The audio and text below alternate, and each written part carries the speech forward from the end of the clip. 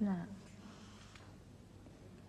So the yellow light, what does that indicate? The kind That of it orange? doesn't contact. Oh. Now it's blue. Chưa xuống được.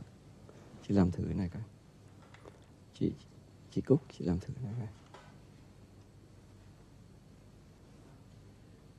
Bây giờ phải cho nó tiếp xúc. Không có lúc đó. Có cái chị không. Cử cái tay, tay phải. Cử chậm đi chưa? Này, chậm đi vào. Bây giờ chị có. Bây giờ để chị quanh tay, chị làm này coi. Vẫn còn lẻ. Bây giờ chị làm này coi. Ok, bây giờ chị để tay xuống. Ok. Thế thì bây giờ thì cô cảm thấy như thế nào ạ? You see the tremor now coming out? Yeah. Bây giờ thì nó giống như lúc chưa điều trị.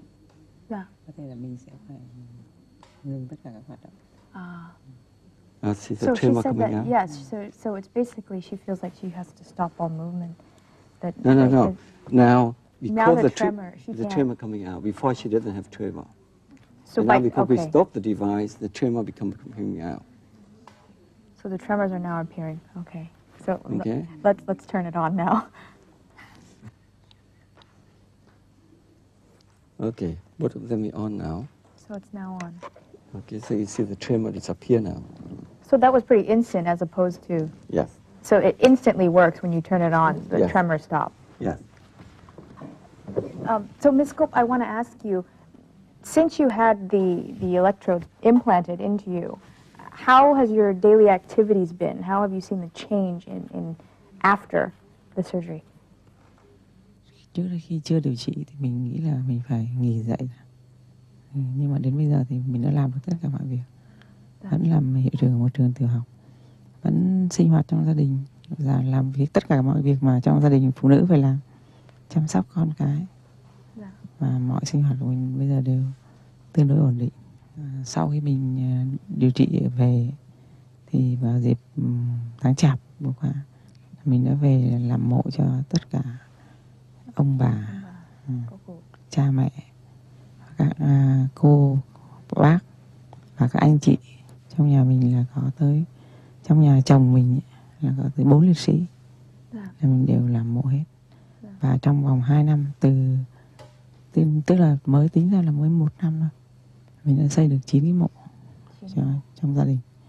Cái điều này là mình nguyện từ lâu rồi, nhưng mà bây giờ có sức khỏe thì mới làm được. So it seems, as she mentioned that, before having the electrodes implanted, she couldn't really do much. But now that after she has it, daily activities, things she needs to do, household chores that she used to do, she can do now. So it's quite amazing. How many cases are there of Parkinson's? Well, I don't need the exact number of cases of Parkinson's, but are there many circumstances or situations like Madam Gop here, where people with Parkinson's, suffering from Parkinson's in Vietnam, are able to get this implant surgery? Yeah. Sure. There are about 1% of the population. In the United States, the 1% of the population would have Parkinson's disease. So that's about 3 million. Vietnam, I think the number is smaller because we have a younger population. Most of the children are born after the war. Yeah. One question is, it's implanted in her. What happens if the device malfunctions, if there's some problem? Oh, we can read it to see if it malfunction or not, or if it works and how long the battery is. For example, I just saw that she will have another 8 years. Another 8 years of functioning for this. Yeah. So in the event that, there is a malfunction of some sort, that isn't just the battery dying, will they have to go in and... Well, during the procedure, you actually push the needle and stimulate until you see the tremor disappear. So little chance that you miss that, unless the patient gives you the wrong information.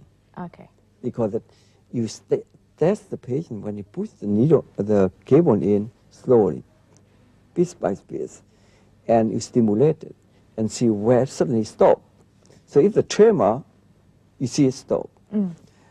The problem more when the patient doesn't have tremor, so you have to use the speed of the hand And sometimes the patient do it fast, sometimes they're tired, they do slow.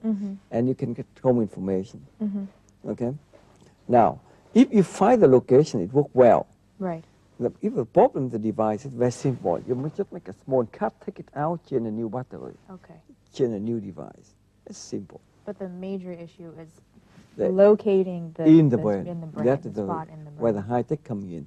The exact location. Now, a surgery like this and having a device like this, I'm sure, is not cheap. It's probably a very expensive Yeah. procedure. What kind of ideas and what kind of plans have you had to help people in Vietnam suffering from Parkinson's be able to have the kind of luxury that Madam Kup here has? The device by itself costs about $27,000 $27,000 Yeah. just for the device. just for device. The cable costs you about $2,000. Wow. Okay, because it's based on kind of cable, and you have to pay for the people who invented the development. You know, the surgery, including everything, costs in about $20,000. Okay, So more than $50,000. about in surgery. $50,000. So is there any kind of plan that you have or any ideas that you have to make it more accessible to people in Vietnam who need it? I don't know, unless I can bargain for discount, but I haven't seen it on sale yet. No, I'm sure things like this don't go on sale. It's always Yeah. retail price, isn't it? Well, thank you, Madam Kup, for joining us. Cảm ơn cô.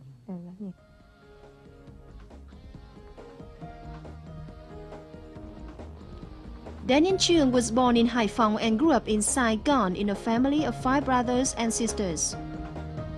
The 3 brothers are now all physicians living in Canada and the United States. At 17, after senior secondary school, Truong earned a scholarship to attend the University of Freiburg in Germany, where he received his training in electrical engineering. But then he changed his mind to study neurology and psychiatry. Medicine has become his passion when he thinks it as a profession and not a job. With it, he has an opportunity and a privilege to contribute to society and to be a helping hand to many people. For Truong, no matter where he is, his homeland is always something very dear to his heart. Living far from his homeland, the strongest memory in this neurologist's mind is the image of a beautiful country.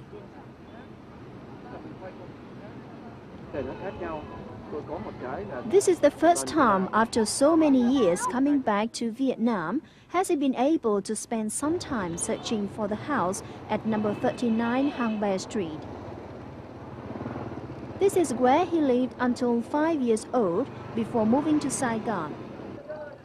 From the vague memory of a 5-year-old boy, the house itself and its neighborhood near Hoan Kiem Lake wasn't as small as it is now.